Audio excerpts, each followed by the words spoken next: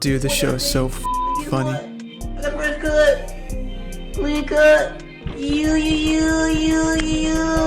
That must be Jay Watson Tuffy. Hey guys. I love Roblox. Yeah, what can't you do on Roblox? You can eat pizza.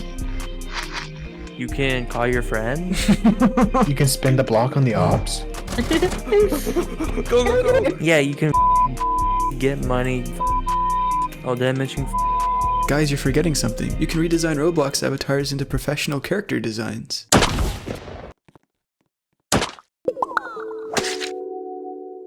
How's it going, bros? My name is PewDiePie. Bye. And welcome back to some more Roblox art slop. I know I haven't uploaded in 4 months, but I'm back for good this time, I promise.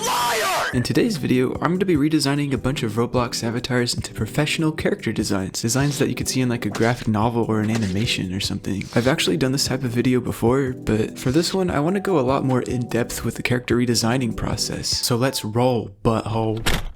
Throughout the video, we're going to be grabbing our avatar designs from my community Discord server, discord.gg/fooly. What the f***? Okay, so for the first avatar, we have, ooh. Okay, so I put our boy here in this little project organization tool I have. It's called Milanote. It's pretty cool, pretty swag, pretty neat. And I'm gonna make us a little character redesign to-do list. This is gonna be how we keep track of the process. Let's drop a note here and get started. The first step to redesign an avatar is to identify its attributes. This character is tall, is black and white, wears chains, is happy, and has long hair. Now that we have all the attributes written out, we can use them to create a character concept. He wears chains? Maybe he was trapped or enslaved somehow. He has black and white colors? Maybe he's villainous, or perhaps he sees things in black and white morally. That teethy grin on his face definitely makes him look maniacal. And like that, we have the key components to make a character concept. This is an escaped slave turned murderer. They're dead set on taking revenge on their captors and willing to kill anyone who stands in their way. Dude. Chills. Next up, we're going to gather some design inspiration, which Milanote makes really easy with its drag and drop and adjustment capabilities. Concept art is, in my opinion, the most vital step of creating any character design, because you're not just going to stumble upon the perfect design on your first go, you're going to need to experiment a little bit. A lot of iconic characters that we have today took literally thousands of concept drawings to nail down. For the purposes of this video though, I think 2 pages will do. I went ahead and put the concept art in its own subboard just to play with the design and figure out which one I like the best, and I ended up liking this type of design the best, so this is what I'm going to go for with the final drawing. We're actually going to draw the final design in Roblox because it's a Roblox video. I'm keeping it thematic. Yo, look what this dude drew. That's sick. Here we are finishing up the first character redesign of the video. I'm not too sure how happy I am with this one. It kind of ended up just looking like a Jeff the Killer knockoff, but I think the chain slavery backstory to him differentiates it enough, especially with the chained weapons. It kind of feels like he took something bad about his past and turned it into something that empowers him, which is a pretty cool concept. But yeah, here he is in all of his glory. He's not covered in blood, he's covered in gasoline, as you can see right here. Don't demonetize me, I want my money. I'm gonna name this guy Killer Kevin.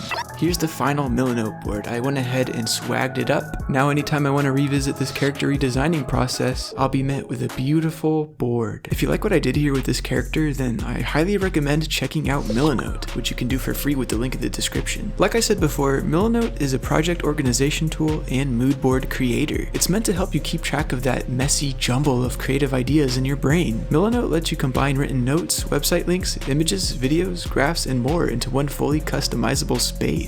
You can even draw over it all, which is sick for illustrators like me. I really love how easy it is to use. It's not like other software where there's a bajillion different buttons and a confusing user interface. Instead, Milanote is actually really easy to pick up because it's a flexible, unstructured workspace, which makes the process of using it feel like you're working on a wall in a creative studio instead of a software. Milanote sponsoring me is actually really cool because I was using Milanote before they even reached out for a sponsorship. I used it to redesign my PNG tuber. Basically, I love Milanote. And if you're a creative type like me, I think you'll love it too. What are you waiting for? You should check it out. It's free. Link in the description below. Whoa, this boy is meaty. Dude's made of meat, wears jester clothing, is smiling, and is scary. Given that this character is an unholy amalgamation of meat, my head instantly went the route of this being some sort of demon character brought to life by satanic magic. So obviously it has bad intentions and it probably wants to eat you and add you to its collection of meat. Maybe it's trying to take over the world by getting really big, and to do that it has to keep eating people like an Agario. For the actual design of this character, I didn't know whether or not to make his face like a skeleton or have it be just like uncannily sculpted into a face, but I landed on the concept of having his eyes and clown nose like pushed into his face. And as soon as I drew this, I knew that this was what I was going to go with, because not only does it make like a unique killer clown face, but it also sells that this guy is made out of meat, because, you know, it shows his face is like malleable. When it comes to his whole jester outfit, I like the idea that it's all just the monster's attempt at luring in unsuspecting victims, and it's like too stupid to know that this disguise is terrible and it would never work. Here's the final design. I'm quite happy with this one. I think this one's my favorite, and I'm gonna name him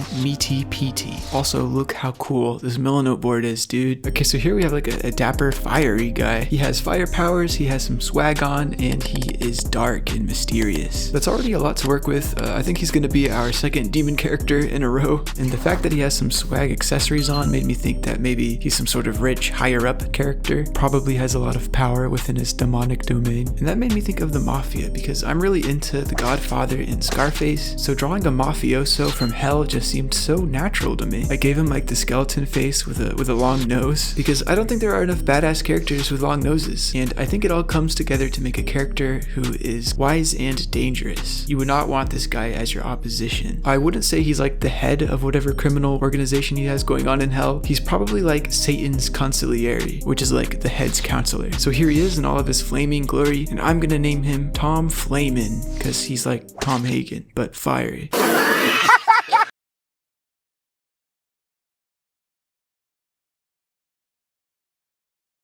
Here's the finished board. Like, wow, hi. So this next avatar we have is like an elf girl, but like modern day, because she's wearing contemporary clothing. She's got what I think are daisies growing out of her head and some stars emanating off her face. With this avatar, I wanted to prove that you don't really need some crazy concept to make a valid redesign. It can just be as easy as making the Roblox avatar have human proportions and features. When it came to this character's star theme, the most obvious choice I think would be to give this character like whimsical elven star magic, make her do some crazy ass pose wielding star powers, but I actually wanted to lean more into the contemporary vibe of this character and pull back instead of push forward. So I ended up just giving her like a star purse and a star keychain, and I also pulled back on the amount of daisies on her head. I thought it would be cuter if it was just one daisy instead of like a jillion. I feel like it makes the character more iconic, and I'm gonna name this character Daisy Head. Hello. Oh yeah, and this is Jonold. Yo, what's good, gang? This avatar is white and gray, simplistic in design, abstract, light, monochrome, and it has angelic tattoos. The light coloring and abstract design of this avatar immediately gave me like ethereal vibes. Maybe this avatar could be like an angel, or perhaps it only lives in your psyche. Something trippy like that, nothing down to earth, you know? I ended up liking the concept of this character being from the clouds, like it would be some sort of cloud spirit, and that made me think, well, living in the clouds would be pretty freeing, so why not have this character be like the embodiment of freedom? After I got this idea, everything just sort of clicked. I gave him wings because being able to fly would be very freeing, plus he's in the clouds, so he's got to have a way to traverse his cloudy kingdom. Oh yeah, and he's a prince because he has a crown, so all hail the freedom spirit. I also gave him kind of yin-yang eyes to represent the good and bad that ultimately comes with freedom. So yeah, I'm pretty proud of this one. Look at this! Look how clean it is!